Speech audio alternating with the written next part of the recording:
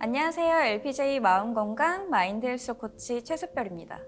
제가 짧은 퀴즈를 하나 내보려고 하는데 어떤 노래의 가사인지 한번 맞춰보시겠어요? 자, 최근까지도 후배 가수들이 꾸준히 부르지만 사실 나온 지 꽤 오래된 이 노래의 제목은 아주 오래된 연인들입니다. 이 노래에 등장하는 연인 사이에는 설렘이 남아있지 않아요. 의무감과 습관으로 관계를 이어가고 데이트는 상대를 위한 봉사로 생각합니다. 심지어 몰래 다른 이성을 만나거나 헤어질 핑계를 찾기도 하죠. 또 6년째 연애 중이라는 옛날 영화가 있는데 이 영화의 주인공들은 말 그대로 6년째 연애 중인 커플입니다. 함께 시간을 보내기는 하지만 둘 사이는 까칠해요. 옛 추억에 잠깐 분위기가 부드러워지나 싶다가도 결국 몰래 다른 이성을 만나죠. 물론 오래 사귄 연인들이 다 꼭 그렇게 되는 건 아니에요. 오래 사귀었다의 오래가 정확히 얼마 동안인지 또 정해진 것도 없죠. 그런데 대부분의 사람들이 인정할 만큼 오래 사귄 연인과의 문제로 고민 중이신 사연자분이 도착해서 한번 같이 볼게요. 이분은 대학 졸업 후 2년 동안 취업 때문에 참 힘들었습니다. 하지만 요즘 즐거운 나날들을 보내고 있어요. 드디어 선망받는 직장에 입사했거든요. 빨리 적응하고 싶은 마음에 남들보다 일찍 출근해서 늦게 퇴근하고 있습니다. 하지만 그게 힘들기보다는 직장이라는 새로운 환경과 새로운 동료, 선배와의 관계가 주는 설렘이 더 커요. 특히 예쁜 이성 동료 및 선배와 교류하는 직장 생활의 기쁨을 더해주고 있습니다. 하지만 마냥 즐거울 수는 없는 게 이분에게는 20살 때부터 8년 동안 사귀었던 동갑내기 여자친구가 있어요. 졸업과 함께 직장을 얻은 다부진 여자친구에게 군대에서도 백수 시절에도 경제적으로 심리적으로 많이 의지했습니다. 원하던 직장에 입사할 수 있었던 데에도 여자친구의 도움이 적지 않아요. 그런데 최근 들어 여자친구와 자주 싸우게 됩니다. 말로 표현하지 않아도 이분의 감정이 전달되는지 여자친구가 기분 나빠할 게 많거든요. 게다가 여자친구는 현재 퇴사를 고려하고 있습니다. 오랫동안 꿈꿔왔던 공부할 기회가 생겨서 언제 돌아올지 모르는 유학을 떠나려고 해요. 그러다 보니까 결혼 문제가 불거졌는데 이분 집에서는 서두르지 말라 하고 여자친구 집에서는 나이가 있으니까 유학을 또 포기하라고 하죠. 이분은 여자친구의 결정을 따를 생각인데 여자친구는 결혼은 유학 갔다 와서 하자고 합니다. 언젠가부터 둘의 관계는 이전과 많이 달라졌어요. 여자친구를 향한 감정이 예전과는 다르지 않은 것 같은데 여자친구는 이분이 많이 변했다고 또 자신에게 관심이 없다고 화를 내요. 자꾸 그러니까 이젠 짜증나는 건 물론이고 큰 싸움으로 번집니다. 이분은 나도 모르는 사이에 내가 정말 많이 변한 건지 어떻게 해야 할지 혼란스럽다고 해요. 자, 어릴 때는 관심의 대상도 흥미로운 것도 다양합니다. 하늘의 흰 구름, 땅을 기어가는 개미, 모양이 신기한 돌멩이, 새빨간 단풍잎 등 자연의 신비에 푹 빠져서 지내요. 그런데 사춘기가 되면서 관심과 흥미가 하나로 집중되죠. 남자는 여자에게, 여자는 남자에게 향해요. 그렇게 우리는 성적인 존재로 살아가게 됩니다. 사랑에 빠질 때는 마법에 걸린 것과 같아요. 자신과 다른 점에 끌리고 같은 점에 하나가 됩니다. 장점에 눈이 멀어서 단점은 보이지 않아요. 헤어지면 보고 싶고 상대방의 사소한 것까지 궁금하죠. 하지만 그 마법은 3년이면 풀리고 말아요. 케미컬의 약발은 거기까지입니다. 이제 자신과 다른 점에 짜증이 나고 같은 점에 실증이 나기 시작해요. 단점에 눈이 멀어 장점이 보이지 않는 거죠. 그렇게 사랑했던 사람인데 만나면 지루하고 궁금한 것도 딱히 없어요. 권태기가 시작된 거죠. 데이트보다 자기 일을 하느라 더 바쁘고 다른 사람들과 비교하거나 서로 성의 없어진 모습에 자주 다투게 됩니다. 보통 권태기라고 할 때는 부부 사이든 연인 사이든 사랑하는 사이의 일을 말해요. 하지만 요즘은 다양한 활동에 권태를 느낄 때가 있죠. 밥태기, 책태기, 운태기, 식태기, 흔히들 삼태기, 일태기 같은 표현을 쓰기도 합니다. 어떤 일이나 상태에 시들해져서 생기는 게으름이나 실증이 권태라는 뜻인데 권태는 왜 생기는 걸까요? 권태는 반복되는 일상과 단조로운 환경에서 옵니다. 게으름, 나태, 지루함, 나른함은 인간의 본성이에요. 하지만 겉보기와 달리 권태는 변화의 서곡입니다.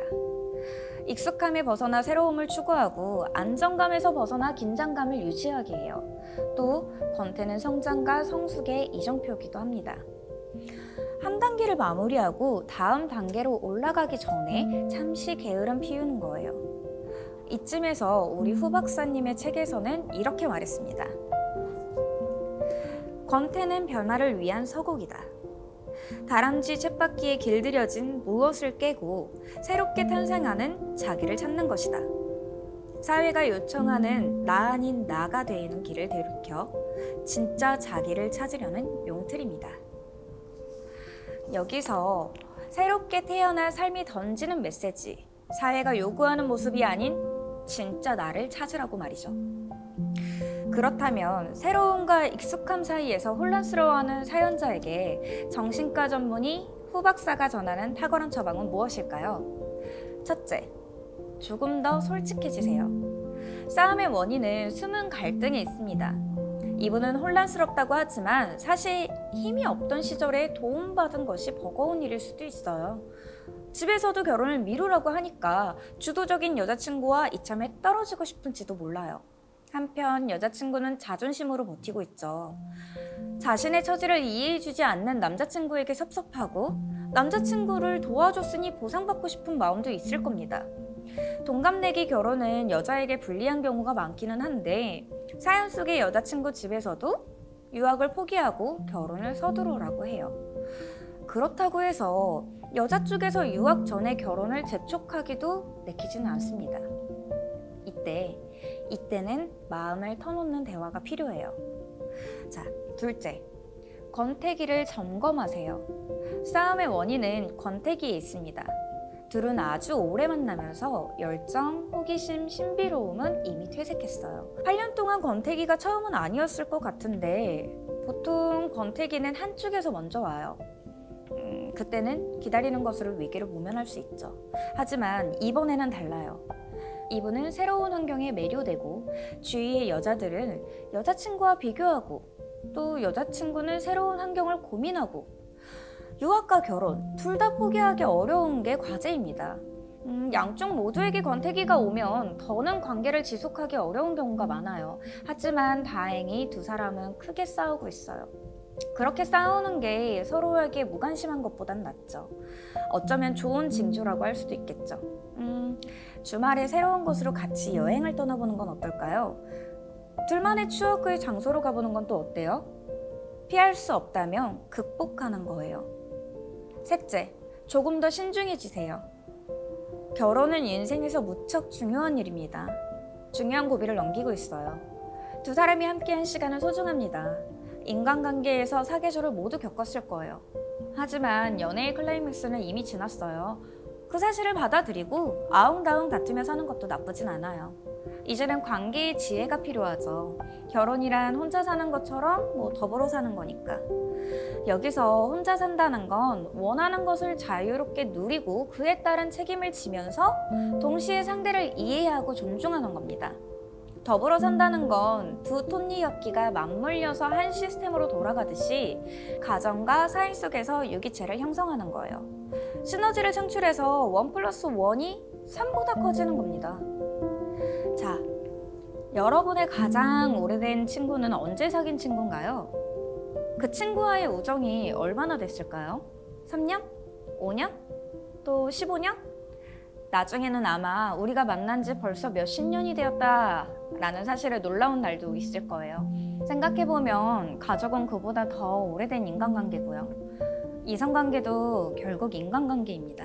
다만 케미컬이 작용하기 때문에 다른 인간관계보다 불안정하죠. 아무리 불타는 것처럼 사랑을 해도 바람처럼 허무하게 사라질 수 있습니다. 특히 권태기의 이성관계는 어디로 튈지 알 수가 없어요. 연애 중에는 금방이라도 헤어질 수 있으니까요. 권태기를 극복하고 안전한 관계를 유지하려면 유대감이 필수입니다. 유대감을 쌓는데 시간과 에너지가 많이 필요해요. 하지만 누구를 만나든 언젠가 케미컬의 약발이 떨어질 수밖에 없다면 그때부터 시작될 진정한 인간관계를 위해 노력하는 것이 중요하지 않을까요? 그럼 우린 다음 영상에서 또 뵙겠습니다. 사례로 풀어본 한국인의 정신건강, 지금까지 보신 내용들은 모두 이 책에 담겨 있으니까 좋아요, 구독, 알림 설정까지 부탁드리고 다음은 MHC가 추천하는 영상에서 또 뵙겠습니다.